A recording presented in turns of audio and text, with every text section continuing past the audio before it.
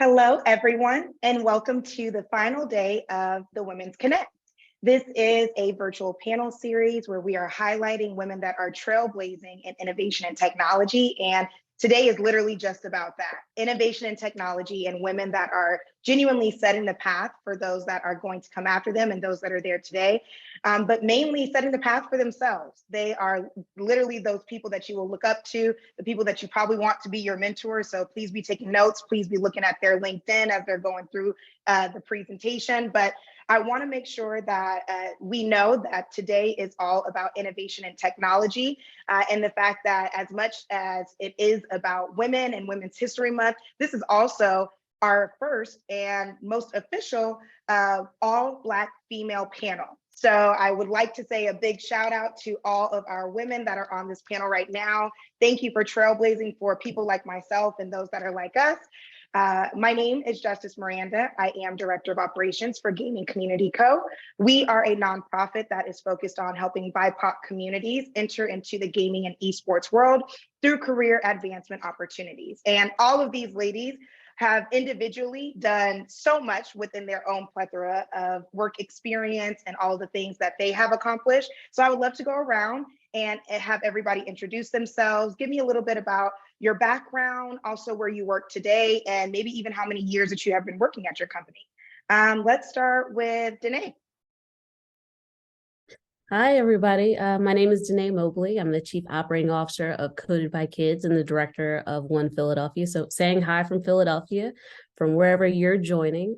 So happy to be here tonight with this wonderful panel of folks. So as I said, I'm going to set the bar and say I am tech adjacent. There are some wonderful technologists and gamers on this call. That is not me, but the role I play in the tech and innovation economy is I serve as a Chief Operating Officer for Coded by Kids, which is a tech nonprofit for youth that helps build the next generation of technologists and entrepreneurs. So we're really looking at fighting underrepresentation and building equity in the tech space. So happy to be a part of this conversation. Happy to have you, Danae. Thank you for being here. How about you, Jihan? Sure. Hey guys, I am Jihan Johnston, co-founder of Beatbotics, an edutainment awareness company focused on bringing digital equity and the digital transformation in gaming, esports, the metaverse, and beyond. But I am also a PhD student at the University of California, Irvine, getting a PhD in informatics with a specialization in human-computer interaction design, with a focus on esports and gaming, and one of the first Black people to ever focus on HBCU esports. So thank you for having me. Yeah, all that whole title, all of that, everything that you're studying, big kudos to you, because I could barely understand half of it. But that's what people like you are here for, right? Like we need people like you to focus on things like that. Absolutely. Thank you for being here, Jihan. Yeah, Camille, of course. Camille, what about you? Hi, everyone. My name is Camille Ramseur. I am a technical artist at Treyarch. I've been here for almost 3 years, and may be 3 years. So pretty much like, yeah, technical artist. Before that I was in the games, not games, I was in the animation industry. So very similar things, but very different. But really glad to be here. Great to meet you, Camille. And Angela, how about you? Hi, Angela Scott. I am the Senior Personalization and Content Manager at Demonware Studios under Activision Blizzard. I lead end-to-end A/B testing from the standpoint of what's user engagement like and monetization. And then at the same time, too, I lead a content team. We localize over 20 languages. And so we're talking about all that I do is on the web, in the game, and mobile as well. Thank you. Awesome. And I've been in the company over 7 years. Super big kudos. I actually am going to pass it to Kalah. Hi, everyone. My name is Kalah Mingo. I'm super excited to be here today. My title is Player Optimization Specialist. I've been with Demonware Studios under Activision Blizzard for a little over a year now. And my main contribution for the company is improving the user experience. So always looking at optimization by doing A/B testing and also data analytics and insight reporting. My background is more so in marketing communications, and I come from the public sector. So it was super different coming here, but a really fun journey. Awesome, great to meet you. And last but of course not least, Sunny. I am Sunceiray Pargo. I am a web project manager at a company called Blue Door Consulting. We are a full service marketing agency. And in my role, I oversee the development of web projects from the beginning to the end. In addition to that, I do a lot of Google Analytics things and testing. So it's not necessarily all I do is manage projects. I get in there and I get my hands dirty.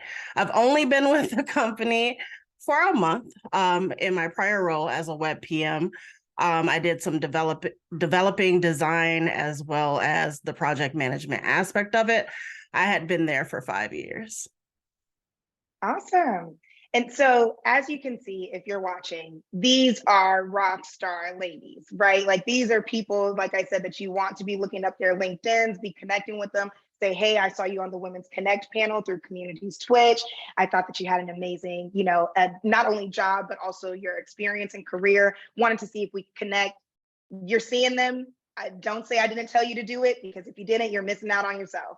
But I wanted to, because I have been having this conversation this week a lot, and even for my own personal background, I'm like, I am not a gamer. So that's why this conversation specifically was around innovation and technology. Understanding that gaming does play a portion within those two spaces and realms. Also, innovation and technology is something that is siloed in itself, that I think a lot of people will kind of group it with, oh, this is STEM or this is STEAM. Well, there are some things that genuinely are changing our culture on a day-to-day basis. I talked about it yesterday when we were looking at, and I'm sorry, I guess it wasn't me, but when people were watching the Jetsons, they were surprised of like, oh my gosh, food can be made in 3 minutes or in a minute and a whole meal. Yep. Now it went from a microwave to an air fryer, right? Like, so there's so much that is happening within this ecosystem. And most people will think like, is that innovation? Yes, I can make my food faster. So innovation, technology, that's what all of this is about, and making sure that we at least understand that there are spaces for women like ourselves that are ambitious and want something new and want to pave the way, but also those that want to break those barriers and those boundaries that we might have endured, or we know that some people are still enduring. We will make sure that you don't endure those anymore because of what it is that we're doing today. So I would love for us just to go around and talk about kind of how you got into the realm that you're in today. And even if this does date back to where, like I talked yesterday about, hey, my first job was at 14 years old. I did not think that when I'm now, Jesus, at 28 years old, that this is where my life would be. That, okay, the looks, the eyes, I can't. It's a lot for me, right? But understanding that, this was not my goal. In my mind, this was not a passion of mine when I was growing up. I was just like, I just want to help people.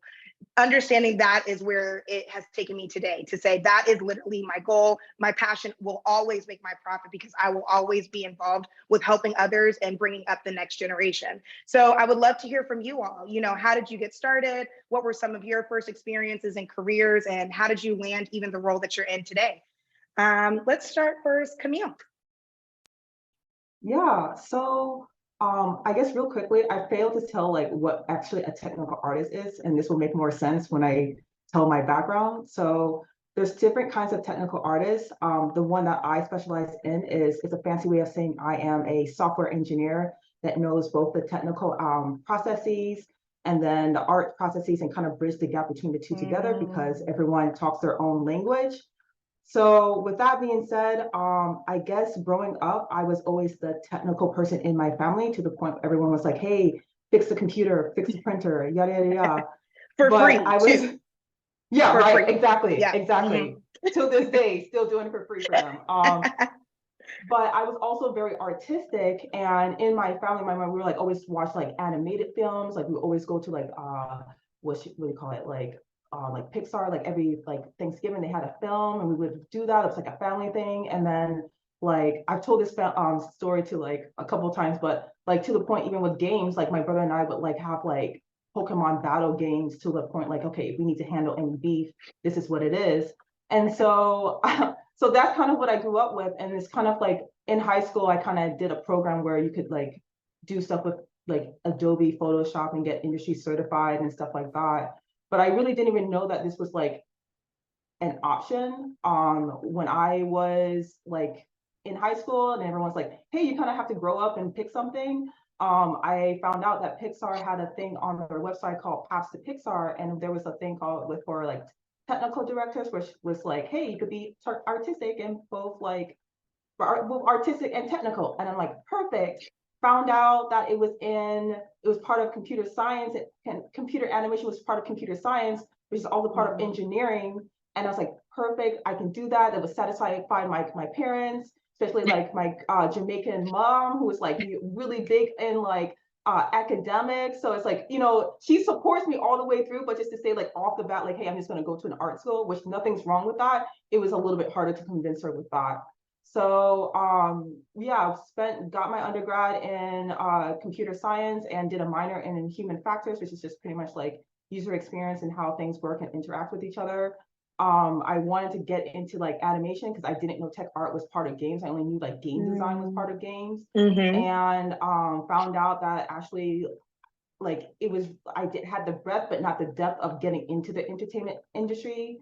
Went to grad school at Carnegie Mellon's Entertainment Technology Center, and then did some like internships along the way, like at different government companies like Harris Corporation and Adobe and Disney and Imagineering. I'm trying to give you the short version. And so went and did that, went on into like the animation industry for a while. I was doing stuff like at Disney, like Lucasfilm Animation and DreamWorks TV animation.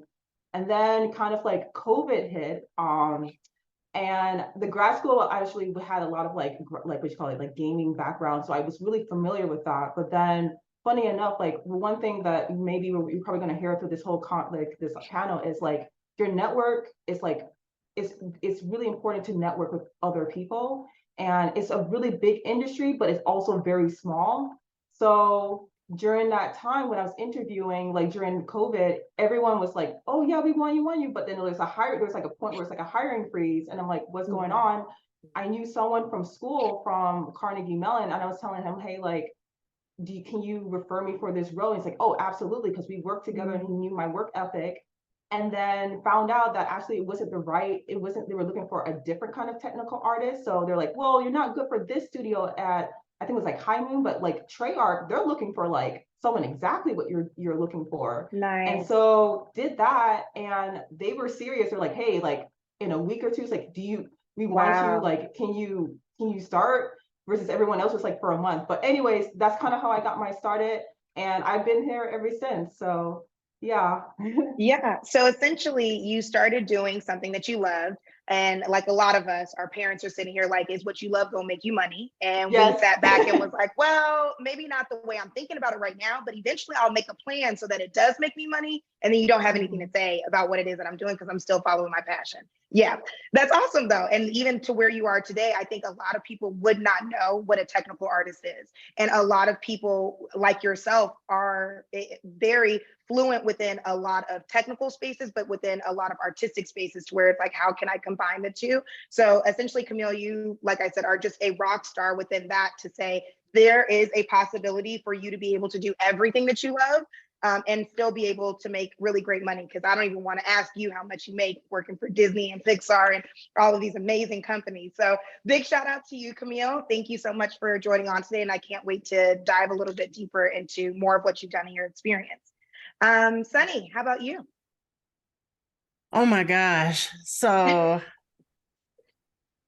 I'm going to age myself here. You know, I wrote my first line of code in the 6th grade on QBasic.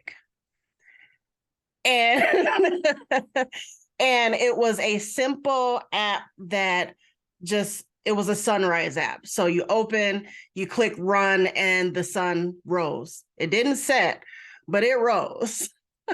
And then once I'm like, okay, I've been bitten by the bug. Black Planet came along, and I got to coding, guest books, and custom pages. And then MySpace took the cake. I made some good money on MySpace. HTML for Dummies. Come on. Made me a lot of money.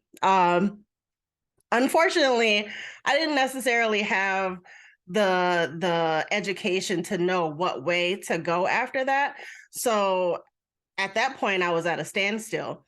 I was working for an appraisal management company in their customer service department. And there was a Black lady who worked in the IT department. And we were talking, and I was telling her what I knew. And she was like, hey, I'm going to hook you up with Chad, who was, one of the technical liaisons. And I was able to join that team as the technical liaison as well. And that's what got me started. I enrolled in an online school because at that point I had kids and, I was married. So I enrolled in an online school, and it was Kaplan University. And that's where I got my bachelor's in computer science, or, computer and information science. That company shut down. And unfortunately, a lot of people were not giving women, let alone Black women, the time of day in that space. So my husband had been working for this company for a very long time, and my mother had worked there previously. So I applied and I got the in there. So I started working in customer service. I got hooked up, networked with the marketing department, because ultimately I knew that's where I wanted to be.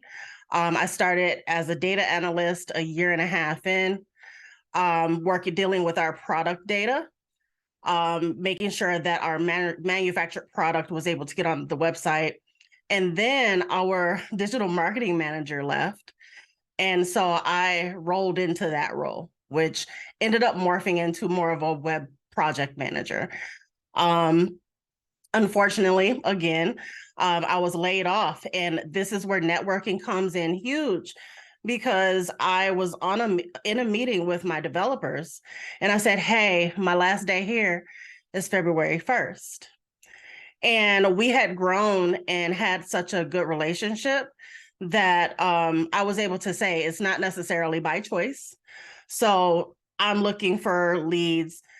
By the time we got off of that call, I had a message from one of the project manager there. She's like, hey, I know of a company. And I'm like, okay, tell me more. So she emailed them, and she told me to email them. So by the time I had opened my email next morning, they had emailed me. And I'm not going to make it, it can be a very long story, but I'm not going to make it too long. Let's just say I did not have a lapse in job. I left my job on February 1st. I started here on February 6th. And I can honestly say that this company was meant for me. In addition to that, it is a woman-owned company.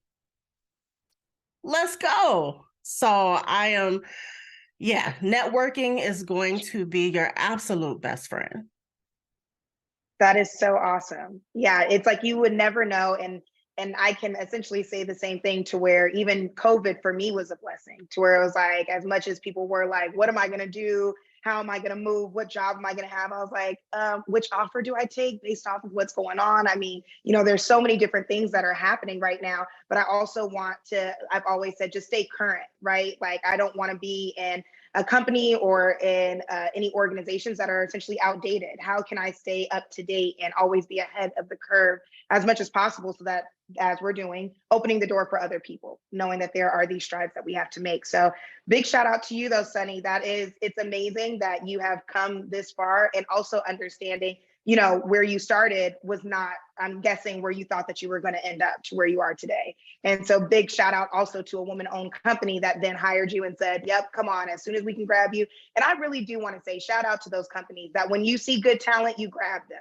because a lot of people will not, or they'll look at different things. Oh, she's a woman, or oh, she's Black, or, you know, whatever it is. But big shout out to Blue Door Consulting for saying, nope, this is exactly who we're looking for. This is the right fit. So thank you so much for that. Kalah, what about you? Sure. And I have to say my journey has kind of started since I was young. I've always been an internet kid. I've always, like, I would come home from school, hop on the family computer, put in a computer game, or, you know, play Pokemon with my brother. We always had some sort of console that after school we were on it, right?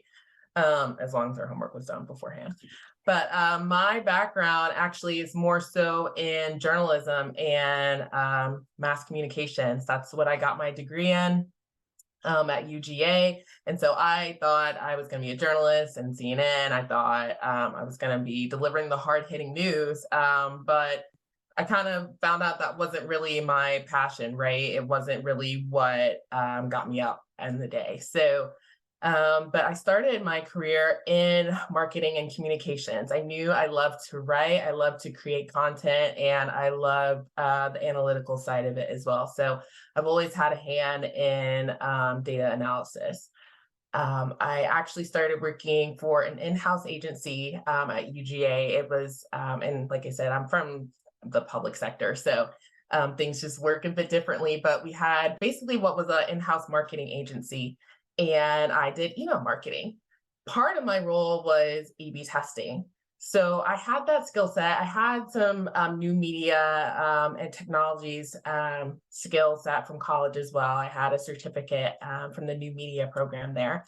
So I already had a hand in kind of product development, HTML, CSS, all that type of stuff, right? So when I heard that Activision Blizzard was looking for someone to run their A/B testing program for their marketing sites, I was like, you know what, this is a big leap from what I'm used to, right? It's taking one aspect of my job and pretty much making it the entire role. But I really thought to myself, like, I want to be in an industry that is always going to grow, that is always going to need innovation, that's always going to be available, right? So I took that leap, and that's how I ended up at Activision Blizzard. I feel like player optimization specialist can kind of be sort of a vague title, but to go a little bit more into what I discussed earlier, I'm basically trying to improve the user experience through any type of optimization measures. So I know we talked a little bit about you know, like some UX principles and just development in general. So working with all of those teams to see how can we make this site easier to use for our users? How can we make it more personal? How can we make the content speak to them, right? So utilizing any kind of user research that we can, and also picking up user research from any analysis and things like that. So that's kind of been, in short, I would say that's my journey to Activision. It really, I feel like, is the path that was for me. And, you know, it was kind of intimidating, right? Coming into like a tech space that I had not been into before, but just me as a person, I consider myself a lifelong learner, and in roles like this that you kind of have to be, right? Yeah. You have to always learn new skill sets, be ahead of the curve, right? Because you are you're making that path, right? So I knew that's why that this would be a good fit for me and my career trajectory. So Yeah, and I mean, hey, knock it off your bucket list, work for Activision Blizzard, why not? I think that is an awesome journey, but also the fact that, you didn't go into school or into your life or into your career like, what do I do? No, I have a goal. I know what it is that I want to do, but is there a way that I can mix what I want to do with my passion or what I love to do just on the side? So you growing up playing games and then now being able to literally create the user experience or at least give feedback to the user experience when you once were the user, it's awesome. It's kind of full circle moment. So no, big kudos to you. Danae, how did you get into what you're doing today? Wow. So I think, a lot of us have talked about the power of like a non-linear pathway, and mine definitely wasn't linear either. My former lives were as an educator and as a city planner. So a lot of people don't know what a city planner is or does or why we would even have something like that. But I got my graduate degree in urban planning, and I got it because as an educator, I was trying to figure out, well, why are neighborhoods designed the way they are? Why do certain people have access to resources and others don't? And what that helped me kind of do prior to my role here was really gain a skill set around how do you cultivate communities? How do you really think about how do you build ecosystems and partnerships and build dialogue around people that need to talk to one another and kind of understand how things are structured so that we can really have the type of initiatives, things that we need to build together, make them better together. That's kind of a basic idea about what that skill set is. And as a community planner, after I did that, I honestly got into this because, full disclosure, the founder of our nonprofit is also my husband. So as some of you may know that who are married, you get pulled into things sometimes by the folks that you love the most. And after watching him grow this nonprofit for so long, we started, with a handful of kids in one rec center in South Philly, and we're able to build that out into something that's now serving, over 30 locations across the PA, region. We work mostly in Philadelphia, but because of that growth in that building, I ended up joining Coded by Kids first time in 2017, first as the chief marketing officer. And now as the chief operating officer. But how I got here, my skill sets have really kind of allowed me to not only think about, how we operate, how we serve our students, how we serve our constituencies, but then also thinking about the new initiative that we launched, which is One Philadelphia. And how we think about that is, there are a ton of organizations just like yours in Philadelphia that are doing great work, but we want to be doing the best work for all of the students and all of the underrepresented people that are trying to get into tech. And we need to be able to do that together, to understand the data, to understand what it says, and to be able to collaborate in a way that's really effective.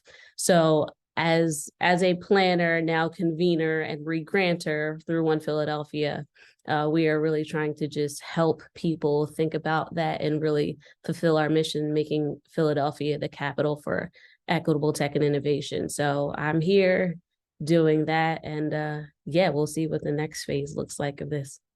Yeah. And of course, yes, Women's History Month, but I have to say shout out to Sylvester. Thank you for, everything up until this point. But Cxmmunity is one of One Philadelphia's grantees, and we are very grateful for the partnership that we have with Coded by Kids. And also we just did an event with the mayor of Philadelphia, Isaiah Thomas, and making sure that we're bringing gaming to Philadelphia as much as possible and that students understand, and I'm sorry, mayoral candidate, Isaiah Thomas, to make sure that this is here, right? And that we know that there are different career opportunities, but that would not have been possible without Danae. And big shout out to you and thank you so much. And I know, like I said, Women's History Month, but just small shout out to Damon and everything that you all are doing because it's awesome. And we really appreciate what you've done for Cxmmunity. So had to do a little shameless plug there.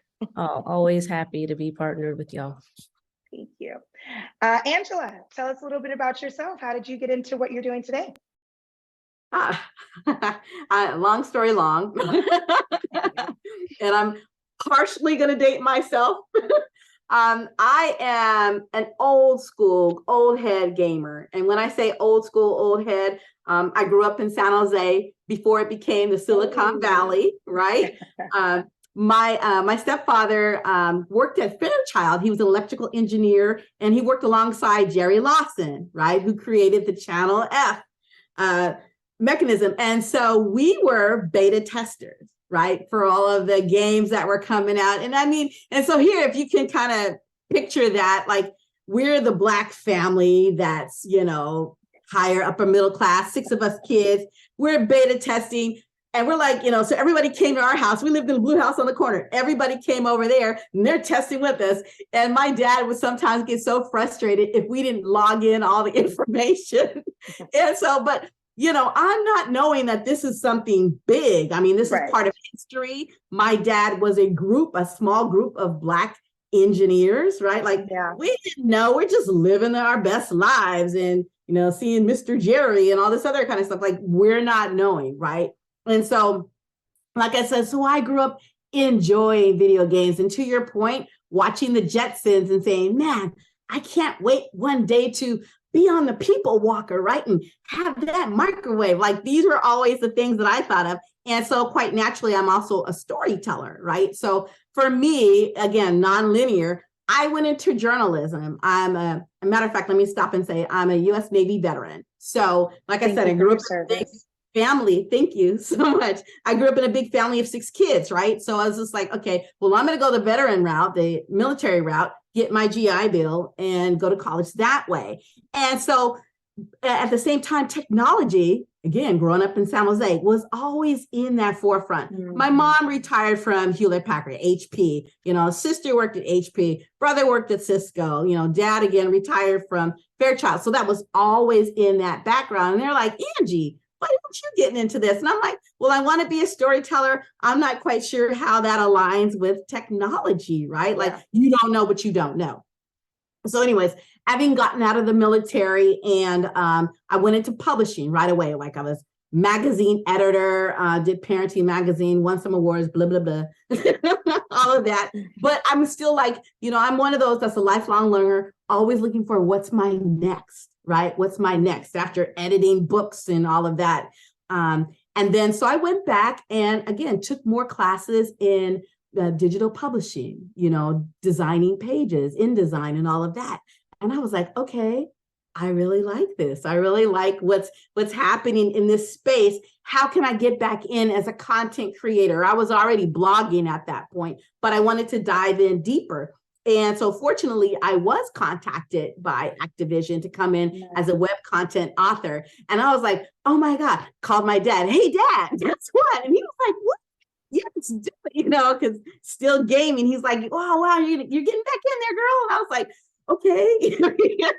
So like I said, long story short, got back into web, you know, managing our content web system, as well as like all of the pages we build, you know, like Call of Duty and all of that. And like I said, and then managing the content like in game, on mobile. And then as my team started to grow, so did the roles and responsibilities. And we added tagging and analytics. Therein is Kalah. And so we came across her and like really built out our team. But again, as I go in this space and I look for more of us, you know, I've kind of taken on, you know, a few years back, started looking at how can I help to bring more of us in this space intentionally, right? Like, because again, it goes back to you don't know what you don't know. You don't know, number one, that you don't have to be a gamer to work at a gaming company. I think that's a misnomer. You don't, because you don't want to see my KD scores, because it's not. may never be, no matter how many, like, come on, Angela, let's join. I'm like, okay, I'm dead in like 2 seconds. Right? So it's like, but I love it. And I love helping create the content around it. So, you know, like I said, so in that realm, then I'm also helping reach out to, you know, marginalized students, whether they're HBCU or I do ACES conferences. So this is my space that I lean into to make sure that there's more of us getting in that pipeline, whether it's college or career ready. I'm like right there, like, hey, I want to give you the information that puts you in the same spot. So if you see me, see opportunity and see yourself. Yeah, no, I love that. And I think all of us probably have the exact same mission. It's like, I'll go into this company knowing that there is an ultimate mission of the company, but there's an ultimate mission of myself. And that ultimate mission is, of course, to follow my passion, but also to help the next generation do whatever it is that I'm doing, if not better than me. So big shout out to you, Angela. This is awesome. Thank you so much. Thank you for your service. Thank you for everything that you're doing to help people like myself and HBCU students like myself that really just want a pathway to get there. That is you, and you are literally that role model. So thank you so much. And last but certainly not least, Jihan. All right. Hey guys, first of all, you guys just inspire me so much. Right? So much. So a little bit about me. I'm just a mom, and that's whenever you'll hear me say that because that's my first job. But I started out. I'm a Philly girl, so shout out to Philly. I'm from Germantown, but I also grew up in a non-traditional background. I grew up in the entertainment industry, and so one of the things that I loved was just being around entertainers. So I wanted to walk in the footsteps of my Uncle Woody, of being a concert promoter and being in concert production. And so that eventually led me to follow in his footsteps and get a bachelor's degree in mass communications as well. But this time be in front of the camera and major in broadcast journalism. And so once that, I had my son, and I was like, man, what do I do next? And I got into education because my grandmother and my mom were like, hey, you have a kid, so you want to make sure your breaks are the same breaks as your son. I was like, all right, let's do it. So I did that. Focused on media journalism. I was an 8th grade broadcast journalism teacher and a 10th grade journalism teacher. And so I was working in Southeast DC at Richard Wright Public Charter School. Shout out to Dr. Marco Clark that gave me my start, a Clark Atlanta graduate. And he supported me. And so then I went and got my master's in educational leadership because I was going in the educational route. But that's when I discovered how you can intertwine gaming and education. And I used gaming to help one of my special education students be able to do her assignments. We used Minecraft to be able to, because she was she was verbal, but she was on primer level, so she couldn't produce sentences. So I used Minecraft to be able to produce the content in the classroom that she was learning. After that, I was in the A. I was figuring out, what do I want to do next? COVID went, I was an assistant principal. I just failed to realize that. And then I just got tired of being in that educational structure. And I was like, what's next? So COVID came. Before COVID, I went into Microsoft Education. And that's when I learned about esports and the possibilities of gameplay in the classroom, but both outside the classroom and competitively. And I was like, man, what am I missing here? And so I started my company, the Hip Hop EdTech Diva, where I was just going around teaching VR application building classes at Morehouse College in the summertime to inner city kids. And I used the implementation of gaming.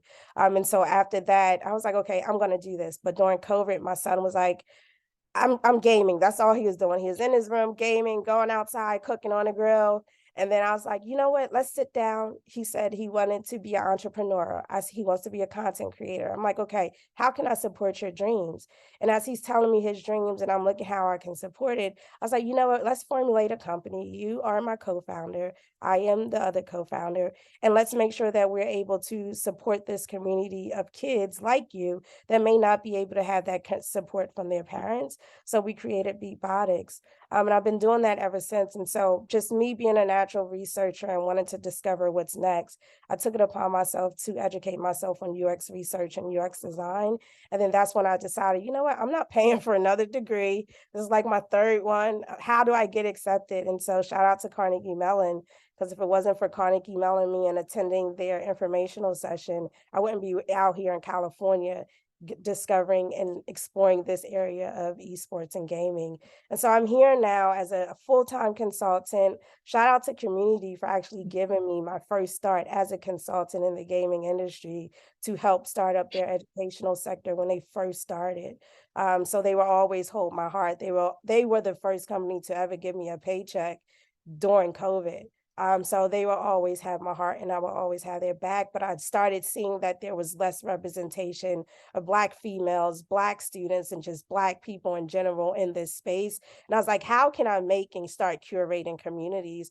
And so through that, through the awareness, but then just also my personal brand, I've been showing up and just being the face and letting girls know that you could come in with your long Cardi B nails, your bamboo earrings, and have the intelligence of nobody else in the room and still rock the room as long as you have your head high and walk with confidence. But one of the other things that we have been speaking on all day is the importance of networking. My net worth is over $1 million, and that has helped me get into the spaces and the places of which I need to be.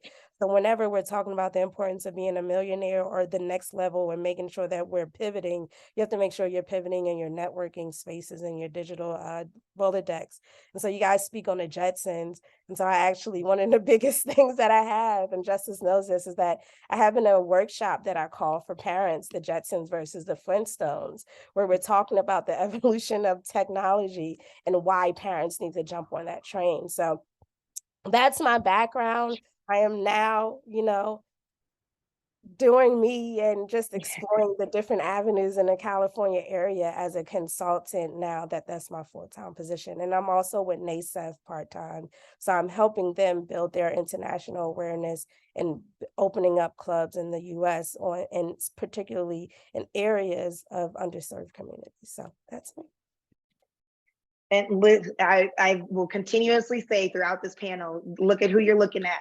People that are watching this today, everyone that is on this screen, that is on this panel, I'm sure all of us can say our 14-year-old selves would not have thought that we would be where we are today, first and foremost, but also a big, just push and motivation to those that are looking at this, that are in that in-between space, that are like, what do I do now? What do I do next? Or maybe I have this degree, I'm not gonna do nothing with this degree because I really wanna follow something else. That is okay. You see all of these ladies right here that say, yes, I might have gotten my degree in this, but this is what I'm doing. But it also is helping me build that trajectory for myself. Not in any way to say that my degree is not advancing me. It's just the fact that I might not be doing exactly what I thought that I was going to get this degree for. I'm now just using that to build and do what I want to do with my passion and build and help other communities like myself. And it's probably because of the experiences that these ladies have had that made them come to these decisions where they are today. So if you're in a space, and it does not matter what age you are, like if you're in a space and you're just like, honestly, I don't know where to go next, I don't know how to pivot,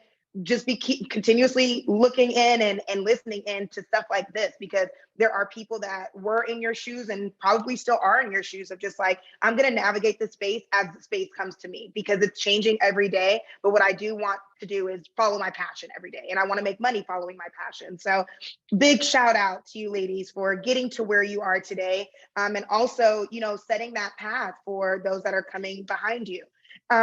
I would love to ask this question. So specifically to my consultants, to those that, hey, I might not have this full time, but there are things that I'm working on. There are different clients that I get to touch. There are different people that I get to partner with. So mainly like Sunny, Camille, Jihan, how is it for you touching those different sectors? And maybe even tell us about, what are the type of partnerships or type of clients that you look to have?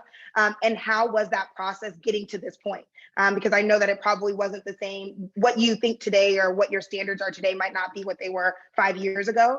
And I understand also, hey, I might have been doing this stuff for free 10 years ago, just because I had the skill sets to do it, or people would ask me to do it. So what really changed for you within the consulting space to say, this is really what my standard is, this is who I want to work for, these are the type of clients that I would like to work with from this point forward because of what I've gone through in the past?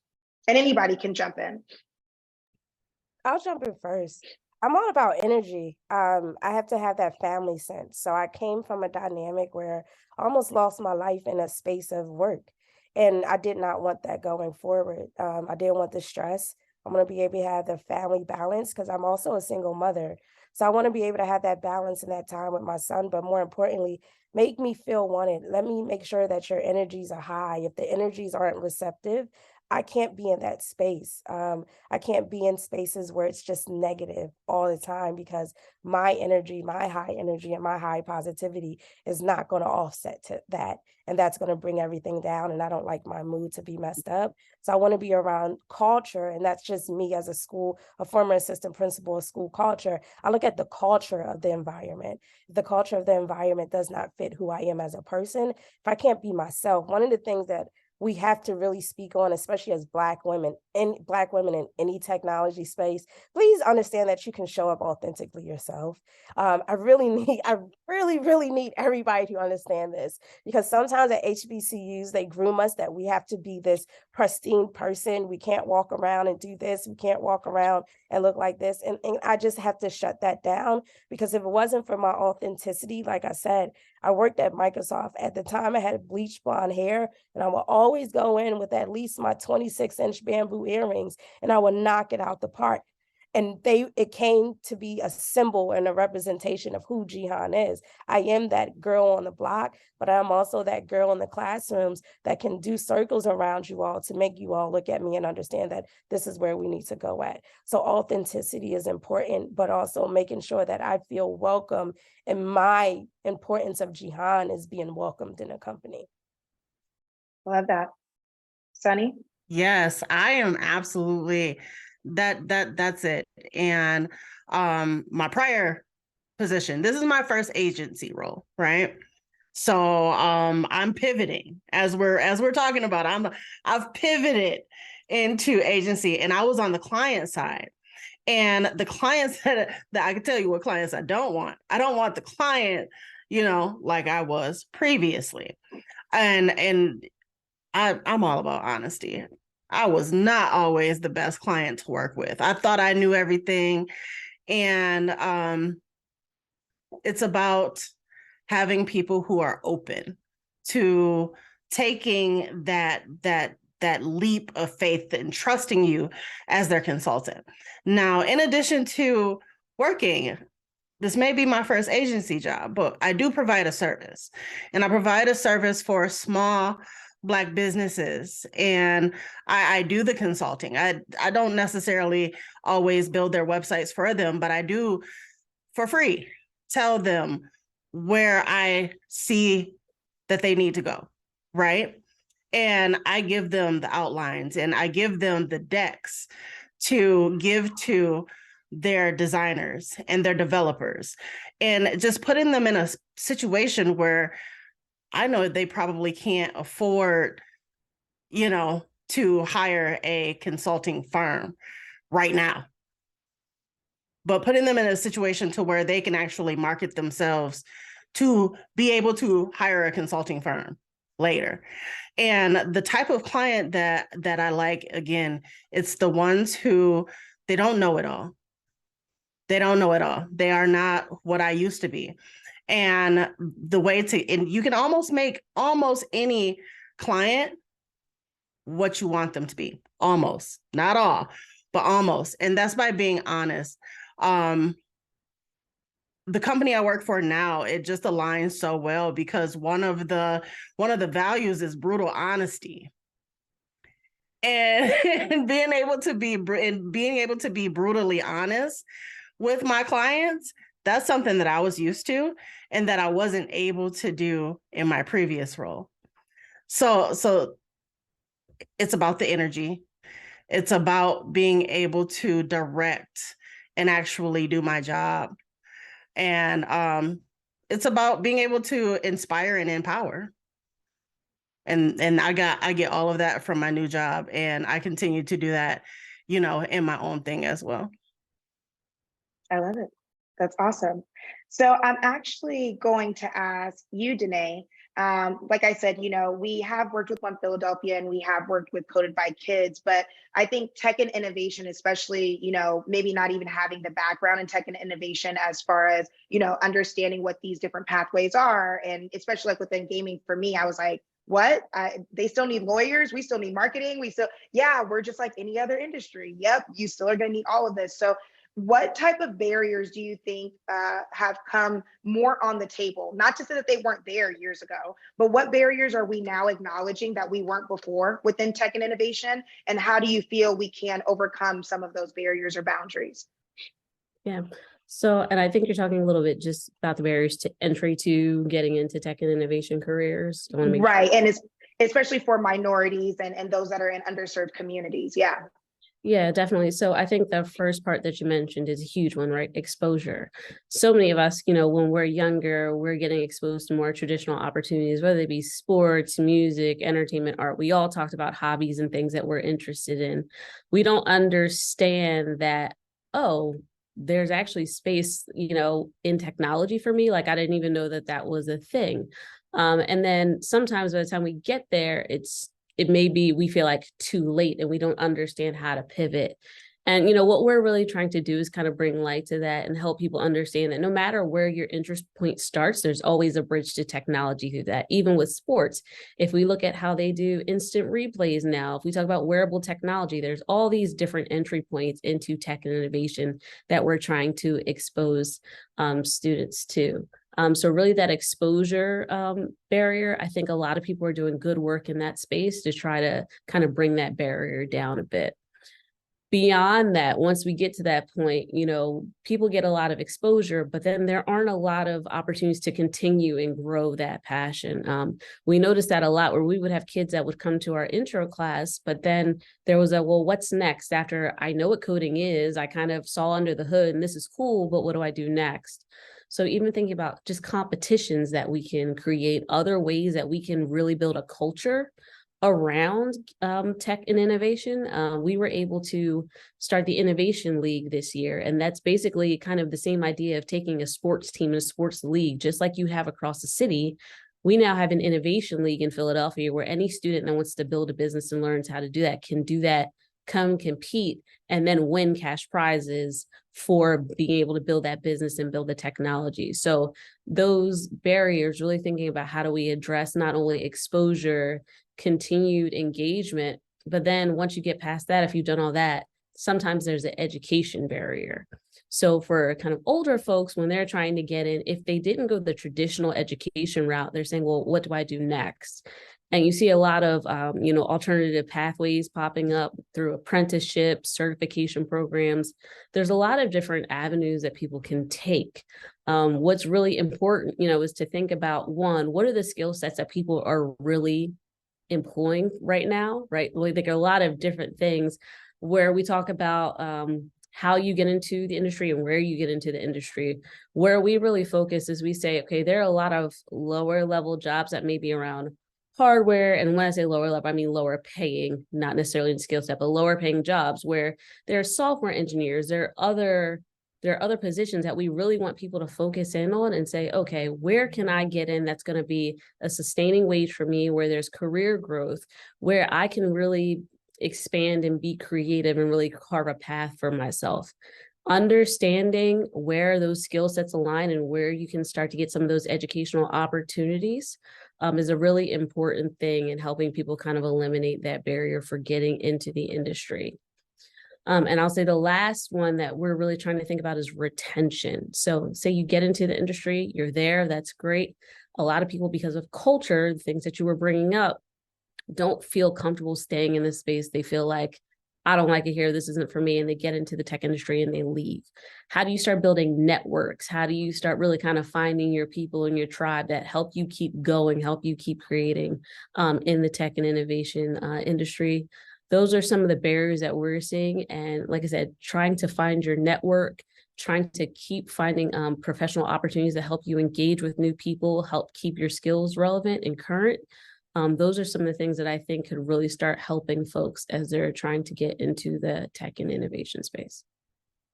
I love that. Right. And I think numerous people on this panel have even said it, like, I'm an ever growing learner. I'm never going to stop learning. I'm always going to be the person that is asking the questions. Like, people can tell you, even within the gaming industry, I'm sitting here like, okay, so X does what? Okay, Yep. And a square, that does what again? I don't care. You might look at me like, Justice, how do you work in the gaming industry? Well, that if I don't ask, then I'll continuously not know. And yeah, Google might be able to help me, but there are also people that can help me. And it's okay for me to look like, I kind of just in the woodworks of like, what is going on? And people will kind of, lend their expertise to me. But yeah, Angela. Yeah. Yeah, I just wanted to chime in real quick because I think everybody kind of landed on something, especially Danae. Like, there's one of the things I always tell folks when I'm mentoring them, and this is something that I learned at USC, is have 50 cups of coffee, meaning take these virtual meetings of just 15 minutes with these folks that you're looking to lean into that career. Get to know what it is exactly that they're doing and see if that aligns with the goals, dreams, and desires that you're trying to do, right? And then to Danae's point, once you start in a company and you're trying to get acclimated, get your feet wet, really hone in on those 50 cups of coffee. Get to know who is on your team, because you're doing two things. Number one, you're building up this rapport, right? You're understanding who's on your team, where do they fit in, who is that person who you can go, who knows this, this, and this. If they're in that center of influence, that is the person that you have already made a connection with. And at the same time, as you're building up these mini mentorships, whoever you really lean into also becomes that sponsor, right? That sponsor is the one who can speak on your behalf in those closed door sessions where you're not privy to, because you've built up this rapport. They know your spirit, they know your work ethic, and so they can speak with insight regarding you and who you are in this space and your knowledge. So I just wanted to kind of pivot and mention that as well. No, that's great. And I think that actually is a great also pivot into the question that I wanted to ask the group, like innovation and technology, as much as like this is an ever growing type of situation, and it always has been, but women have not been highlighted within this space as much until I would say very recently. There were a lot of barriers to entry for us just to even get a job within innovation or tech. Even when we did get the job, someone else would be taking the credit for the work that we did. Sometimes if we did get the job, we would get paid less, and still some people are probably getting paid less than their other counterparts might be getting paid. So what were some of those, essentially those barriers to entry for yourself, but also, how do you think that the opportunities have changed for women in specific offices like where you might be at right now? And anybody can jump in. I'm going to jump in on this because this one actually hits super home for me. Again, you'll hear me talk about my previous employer, and I don't badmouth, but in my experience at my previous employer, I owned the website, from the data in that website to the development to the maintenance, right? And I had the darndest time getting anyone to speak directly to me about the website. They would go through my, male VP of marketing. You're asking the VP of marketing about the website when there's been direction to contact me. Right. And in addition to that, you tell people that, hey, this is happening, and they say, well, I don't think that that's happening that way. Right. Okay. So, once it came my time to leave, I made sure that I went to a place that I knew would allow me to represent me, and they would advocate for me with me. So I advocate for myself, but they advocate with me, for me, right? Yeah. It's insane. And navigating not being taken seriously as a Black woman. I know a lot of the people, they look at me as a child because I'm small, and I don't necessarily look like I have a 24-year-old daughter. Ooh. But I get, it's hard. It's hard. Yeah, 100%. And also I'll give, Angela, I was just going to say, I'll give a little bit of extra to that question to say, how do you think that these spaces have changed? And if they have not changed, how can we have those spaces change or help make those spaces change? But go ahead, Angela. No, thank you, because this is a really great question. I think one of the things we've noticed over these past 3 years, COVID, post-COVID, is this change in sentiment, right? Like part of the Great Resignation was more of self-actualization, self-realization, right?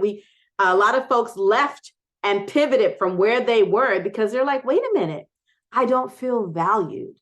I don't feel like what I'm putting in is really being accepted. I've been othered, right? So you see all of this movement happening, but at the same time, you see more companies also leaning into diversity, equity, inclusion, accessibility, right? And so as you see this change in dynamics, I think it's been more now that we have our workplaces that are more open. Like we have employee network groups, right? Yep. Specifically set based on, ethnicities, sexual orientation. So we're able to, and this is across the board, right?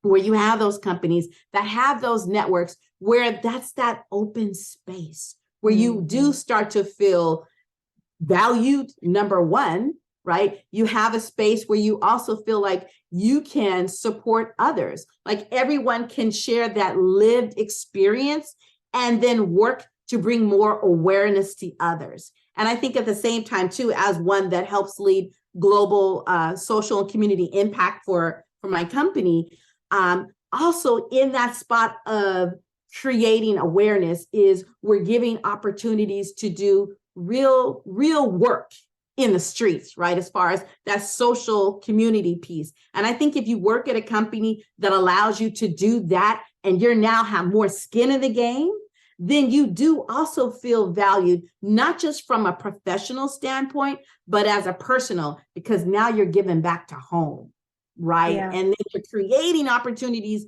for others to come in and learn and be that next group that you're helping grow above, Yeah. So I think that's what the real change dynamics that I've been seeing. I love it. Go ahead, Camille. Yeah. Yeah, just real quickly to add on to everything, it's very interesting, that question, just because I think like as women, we have to move a certain way, but also as like Black women, we have to move a certain way, like someone already kind of said it, but because the reason is like sometimes it's like if you're standing up for yourself and like if someone like comes at you, they're like, oh, you're an angry Black woman. It's like, no, I'm just standing up for myself, and you wouldn't say that for anyone else that was non-Black. So there's one. But I think also finding out really quickly, like, who are your allies? Like, who knows you well that, like, if someone does, quote unquote, become an angry Black woman, why is she becoming like that? Right. Like, why I know, like, like I had my supervisor that he was a white male and he was a really good ally and probably like one of the best supervisors I've ever had, but understanding like, hey, like, if I go into this room, how can I support you and so forth like that. As well as, your support group. I said allies, but yeah, you're in your support group. So, just because I've had times where like, I won't say go off on somebody, but I'm like, okay, well, we had this conversation again. I'm going to remind you and take up space and say like, this is my title and there's no reason why I know my stuff, right? And so I remember like I had someone else come and they went to my boss and stuff. It's like, wait, well, she's right and everything like that. But at the same time, it's like kind of like keep receipts, cover your, like my mom said, always cover your assets, and stuff like that. And I think that because like we are in the age where we have like more like social media and more people are talking about it, that when it does happen in your space, if someone like a company and they're like, oh, whoa, why is this happening? It's like, well, like the writing's all on the wall. Like we kind of need to reevaluate ourselves and everything like that. So I feel like it's getting better, like versus like, like if it was in my parents' era where like you kind of like, even when I was talking to my mom and stuff, it's like she was telling me like how to move a certain way. And I was like, really? Like, what? Like, and then now like, well, what if I do this? She's like, whoa. But it's like, she's right. But at the same time, it's like, it's so hard because you might have somewhere like, I used to work in a government-based company where all of them were pretty much like old white men. And it was usually like 50 and up, which is like, okay, so when you have like a young person like me, and I'm trying to be like, there's a certain way that they're hoping like, oh wait, you can't just jump this and, you know, everything like that. So I think like it comes in time. Sometimes people just have it. And then sometimes like, oh, like for me, it took me a while to just kind of like speak up and say like, hey, this is what it is. And I don't want to be disrespected for this, because it's like, I'm here to work, right? This is like, I shouldn't be like stressed out because someone feels so needy to like, you know, have more power over me. Put me down. Thank you. Yes. Yeah. No, 100%. And I think, you know, like all of these stigmas that we get, at certain points it's warranted, right? Like you can call me an angry Black woman all you want, but why did I get angry? Like you said, like there obviously was something that happened, and because of the color of my skin, that's what the stigma is. But if the same situation happened with somebody else, would I be getting the same type of verbiage back? Okay, that to each its own, but also the fact that within certain settings, especially within workforce dynamics, it's like as a Black woman, we should be able to take on a lot more. We should be able to deal with a lot more.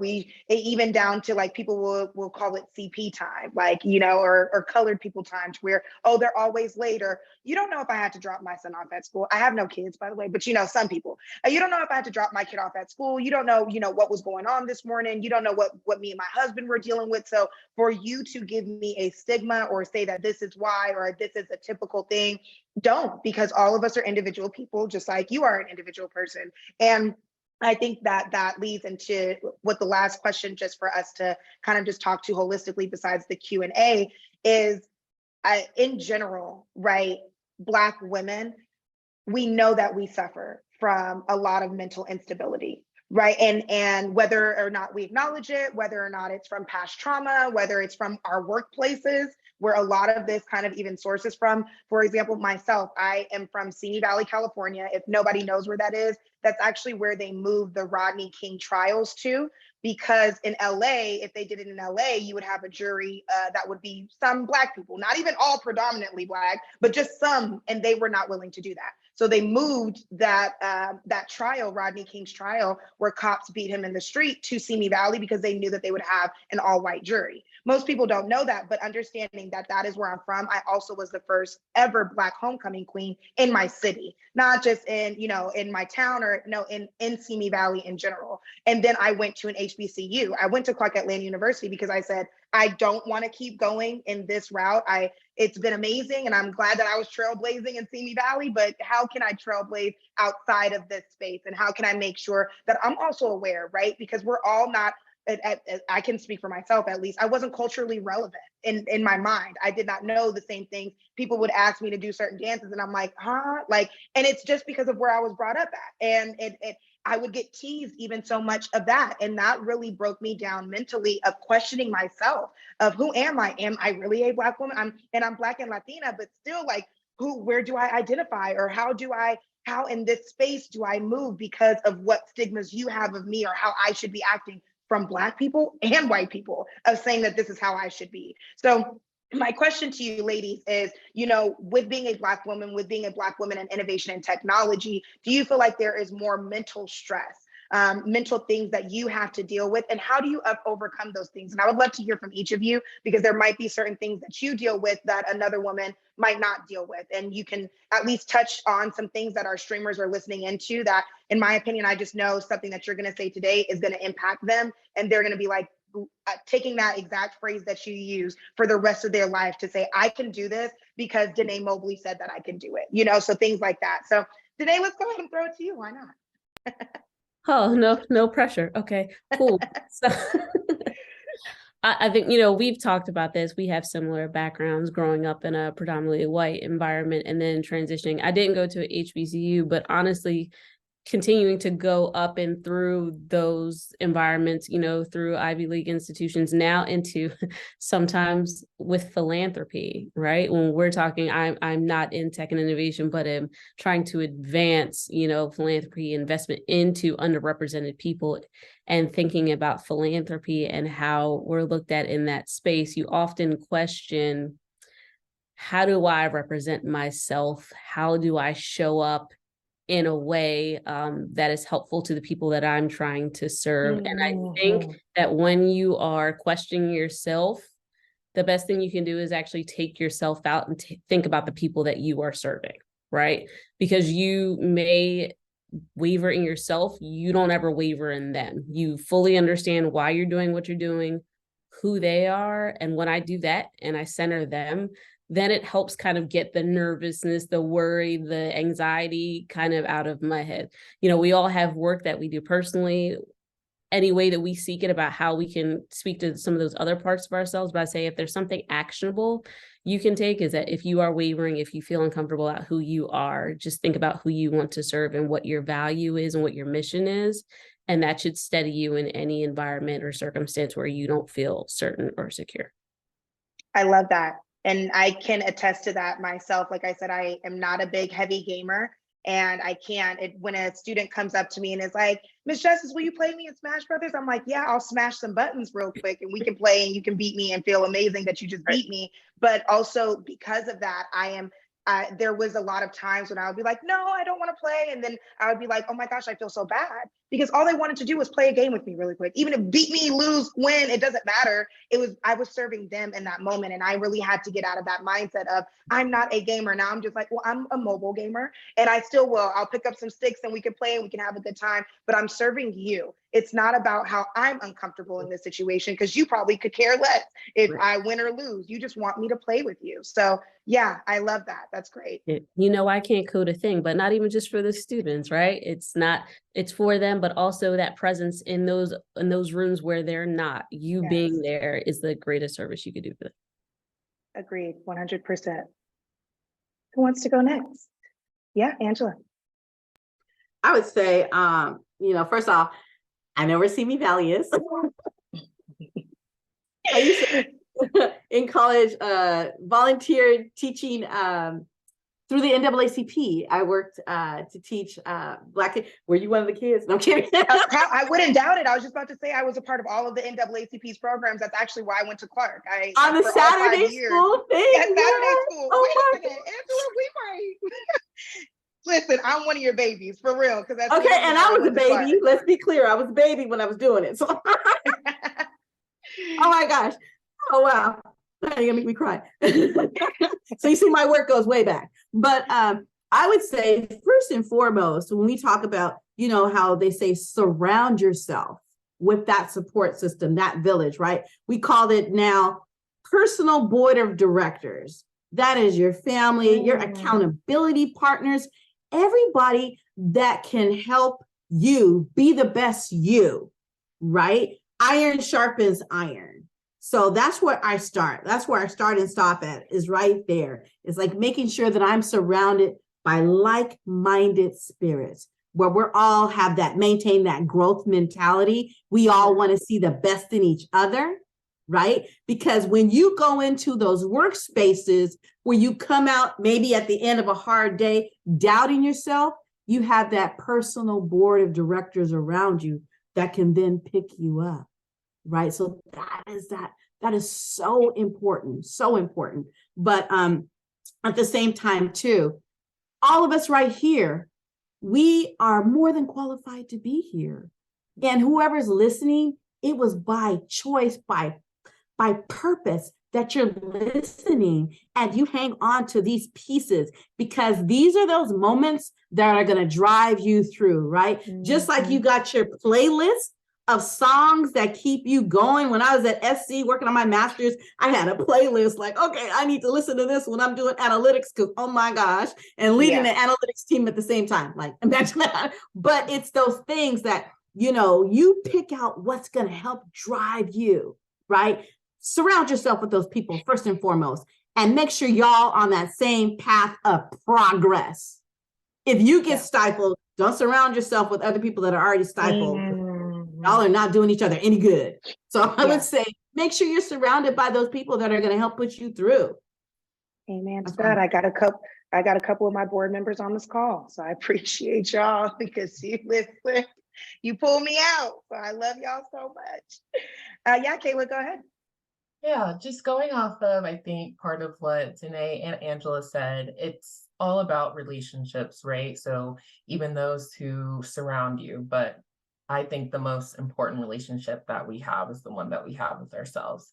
So of course, with like my full-time job is working for Activision, but even before that, my full-time job is making sure Kalah is good, right? So I cannot serve anybody. I cannot, extend myself to anybody before I make sure that I'm okay, right? So really investing in yourself and your relationship with yourself and knowing, what you need to be able to come as your best self, right? So I take, my mental health, my physical health, my emotional health so seriously. Like I get paid to do it, right? Because that's what's honestly going to pay you in the end, right? That is what is going to allow you to succeed and to accomplish all the aspirations and goals that you have, is to be able to know yourself so thoroughly that you know when you need a break, when you have the capacity for this, what how you can move forward. So that's for me, for balancing work and life, is just knowing myself and my needs. And once you find a way to figure that out, everything else comes so much easier. Yeah, I can't be good to anybody else if I'm not good to myself. I love that.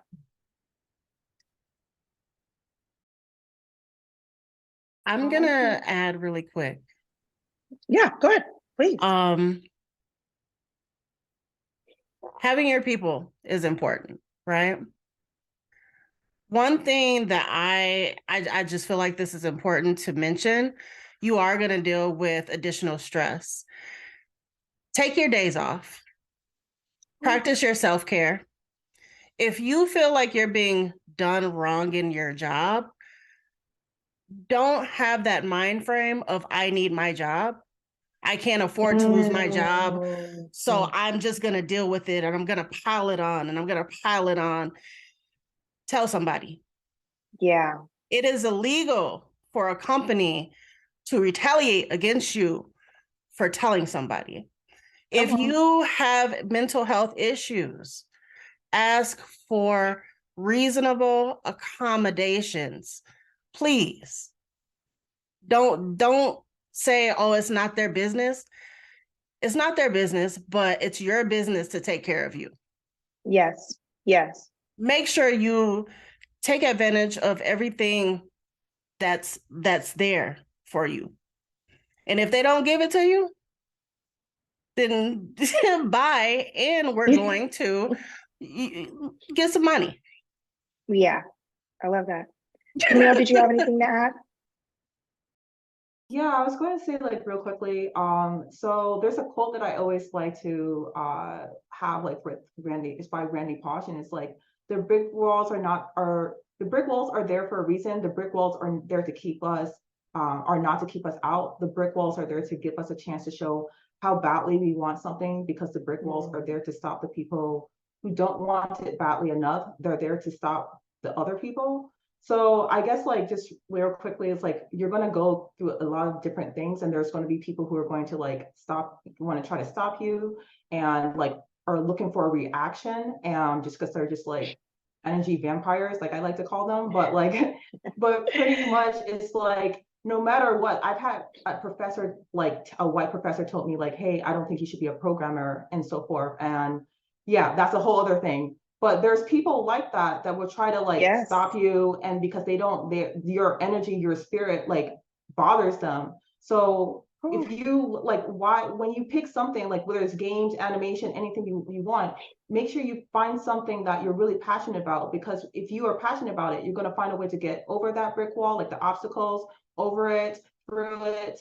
The people who, everyone has their own circumstances, but the people who don't try to, like, are not going to really fight for, like, their passion, like, it's just not for them, and that's fine, and decide to go and do something else. But yeah, definitely find, and especially, like, the days when it does become rough, or someone is trying to, like, ruffle your feathers, or just, like, the work is over, like, bearing, picking something that you're passionate about will kind of, like, help to remind you, like, okay, why am I doing this? Versus, like, something that you're not very passionate about. You're like, okay, well, screw it, I'm going to go and do something else that's going to pay me a little bit higher or whatnot. Right. So Yeah, and also like I always joke around like I'm Jamaican, so you know we like to run, and so I would just say like run your own race, whether you look left or right. Mhm. If you start comparing yourself to other people and their progress, it's going to really stress you out. And the only person that you should really be competing against is like yourself. You know, Yeah. try to better yourself each day. So yeah, like stuff like that. And one other thing is just like I think if you guys haven't seen it, there's this cute little animation from Pixar called Pearl, which is like pretty much like how it might feel like a woman being in a male dominated like workspace, and pretty much like how that character was trying to like form themselves like, you know, like a guy and stuff like that. But in reality, like what you bring to the table is as a woman, as a Black woman and so forth, is huge. Like if there's like a study that if you have a group of like all guys, like then if you have a group of all guys, but if you bring in like at least one like woman into the group, then like the productivity goes like you know, sky high. You never want like a group of all of the same people. So yeah, that's just like my 2 cents with everything. No, I love that, and I hope that my community founders are looking at this as you say that, because you know, a whole group of guys, and then you know you throw justice into the mix. It's like, hey, let's see what we can do. Let's see how we can make something shake. But I agree 100% with everyone, right? Like, first and foremost, mental health is real. So let's start off with that. Let's make sure that you are taking care of yourself. Let's make sure that we're surrounding ourselves with people that also encourage us, also are like-minded. I try to always say like very optimistic. And I really genuinely do like pray this on a day-to-day level of God, thank you for allowing me to have people that surround me with love and motivation and continuously help me grow. Like that is major, because a lot of people can't say the same. A lot of people come from backgrounds where even their parents were the ones that were demeaning them or making them not feel as good or making them not feel as pretty or worth it. And I encourage everyone to make sure that that support group is the exact opposite, that you have those people continuously around you, loving you, supporting you, encouraging you, even if it is a pivot. Who cares if it's a pivot? I'm pivoting and I'm going to do it, and it's going to be amazing because I'm amazing. And anything that I touch, that's what my mom would always tell me, anything that you touch, Jess, is going to be amazing. And I'm like, thank God, because sometimes I don't even know what I'm going to touch next, but whatever, we can rock with it. And so I appreciate everybody for giving that just mental health check, right? Like, let's make sure that, thank you, Sunny, for telling me to take some days off. I'll take your word for it. Make sure I do that. But also ensuring that, you know, the people that are around us, like somebody said yesterday, like that someone told them that they feel like they suck the energy out of the room or they suck the air out of the room, right? So always making sure also, like, you know, for those that are around us, I would hate to be that person to someone else too, right? Of the Debbie Downer or the person that's not encouraging them. So be that person that you see other people or that you would want other people to be to you. Now we are at time. I know this goes by so fast once we start going and start rocking, but I will like to ask one last question. What advice would you give to someone that is looking at you right now and saying, I want to be in her shoes? And we can go around, and whoever wants to go first, we can rock and roll. I'll go first. Slide in my DMs, holler at me. Like, I'm not a celebrity, I'm not famous. Understand that if you want to get somewhere and you want to be able to have that mentor, that peer-to-peer communication, like my grandfather raised me, closed mouth don't get fed. And if you don't open your mouth, you're not going to be able to get to what you want. Like me and you have this conversation all the time, Justice. If you do not ask, the universe will not give. And so Yep. you must manifest everything that you want, and understand that we are powerful, but we want you to be better than us, because those that are coming behind us are always going to have some type of new innovation, some type of new accolade, and some type of new pathway that we may not have, but we can help you divide and conquer with our blueprints. So just understand, just slide in our DMs. My DMs are always open for conversations ranging from 6-year-olds all the way to 92-year-olds about how do I pivot and how do I remain myself, but how do I remain humble and be mindful in my moment and be mindful within myself. I love that. My dad would always tell me the worst that they can tell you is no, Justice. So if you don't do it, that was on you. That was your fault. You would have never known if you would have got that opportunity because you didn't try. So just try, and the worst that can happen is no. So I was like, okay, I'll just try everything. I love that. So, to add on to Jihan's point, pretty much I would say like, yeah, slide in my DMs, like just tell me that we like you saw this and you want to know more about what I do, but because there's some crazy people on LinkedIn. So like anyways, but anyways, yeah, I mean, I guess like for me, I went the computer science route just because like even if I didn't get into entertainment, I knew that I had the tech side of things, and I was just like, honestly, I was just like really interested in that. But the one advice that I will say is if you are a student, there are so many opportunities right now that you should take full advantage, because once you graduate and become an adult, or like go into the industry, it is so it's not as many anymore. It's a little bit harder. Now you have to do apprenticeships, but as a student, you can do internships, as many internships as you're allowed to, just depending on the circumstances, as well as volunteering for conferences. So conferences that helped me totally to help kind of build up that network was like SIGGRAPH, which is like animation, games, VR, AR, any kind of stuff. They have that for students, and you apply and they will pay for your ticket, because the ticket could be very expensive, but you just volunteer for a couple of hours and then you can go out and do stuff like that. And there's also like mentorship programs like that. Another one that I vouch for is called GDC, which is Game Developers Conference, and there's a volunteer part for that. You don't have to be a student. I've done it as like a professional as well, but but again, the ticket can be like crazy expensive. So that's a good way to get a ticket, as well as, and they'll pay you too. That's the thing. That's the cool thing about this. They'll pay you, but it's also an amazing way of that, how you can like interact with each other. And just your network in that self. I've like found jobs and opportunities just because I volunteered in itself. So take full advantage of that. There's different things like online for free for like Rise Up Animation.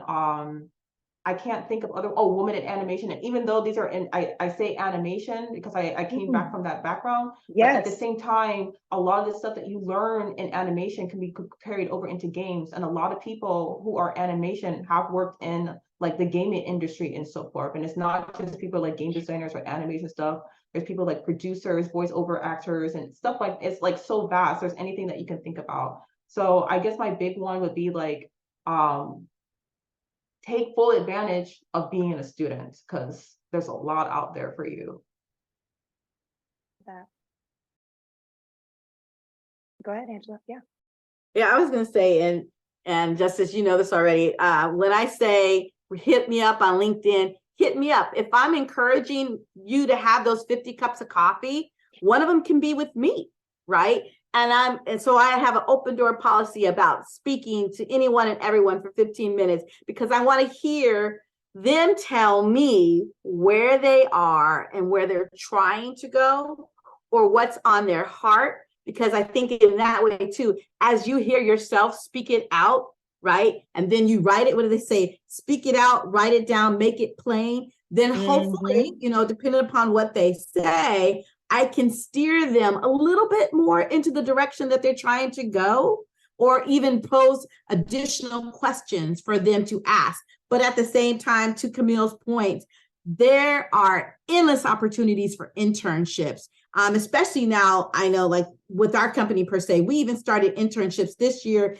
at the sophomore level, right? So you have UI, UX designers, software engineers, project managers. There's so many internships that you can start out the gate, freshman, sophomore year, not even waiting until you're a junior. So get those internships, especially if you can get them in multiple companies, because at the end of the day, to Camille's point, this is when you're ripe for open for information. This is the learnings you can take back into your school, bounce it off with your professors on, hey, I learned this. What do you think? Where am I leaning towards? What classes do I need to take? Be that lifelong learner too. Sharpen your skills. I can never say that to them, but thanks. Awesome, agreed. I will say the same thing. Hit me up, LinkedIn, Twitter. I don't get on Facebook much, so you might not get a response there. Yeah, hit me up. Schedule some time with me. if you want to talk. Otherwise, I chat all day. I mean, I'm on Twitter all day. I'm on LinkedIn all day.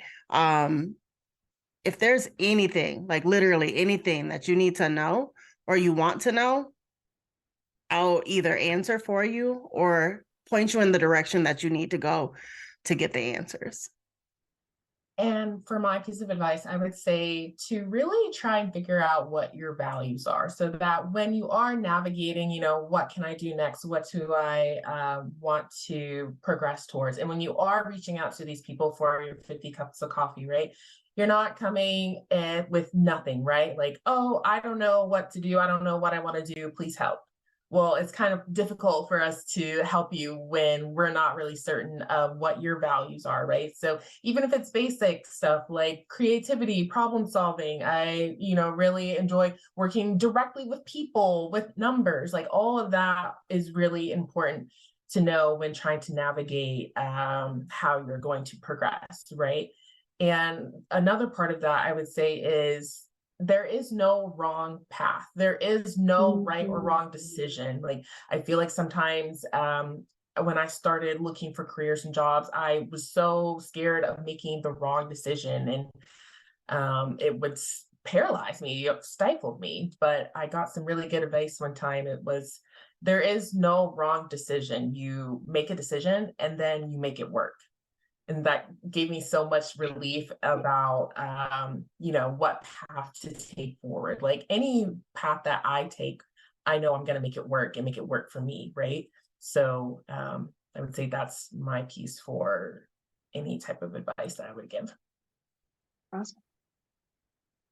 I guess I'm rounding it out. I guess to add to that, the thing that I would say is to be intentional about how you show up and how you show your journey and your progress. So in order to really show your values, keeping track of throughout your journey and your process, how you really have grown, because you'll actually need to remind yourself as you go through this nonlinear path, what did I gain here? What did I learn? And how are each of these steps in my journey adding up to my cumulative impact and how I'm going to be able to really grow in the next phase of my path. So how you show up, be intentional about it, where you show up, who you give energy to, whether that be your job or your circle, and really just try to constantly evolve. That's probably the advice that I have. I love it. Be that ever evolving learner. That's awesome. Now, so yeah, thank you so much, ladies, for everything that you have given for today's panel. I know we are super over time, so if you are watching this, yes, a couple people have hopped, but they already told you, slide into their DM. So if there's anything that you need, because that was the major question that we got in Q&A, was what opportunities do you currently have? What opportunities are out there for me, people like myself? So I just want to say thank you again. Thank you for being a part of this. Thank you for trailblazing, and thank you for kicking down the doors to make sure that those that are coming after you won't have to kick down those same doors. So love you all. Thank you so much for this, and super excited to do things with all of us together again in the future. Thank you.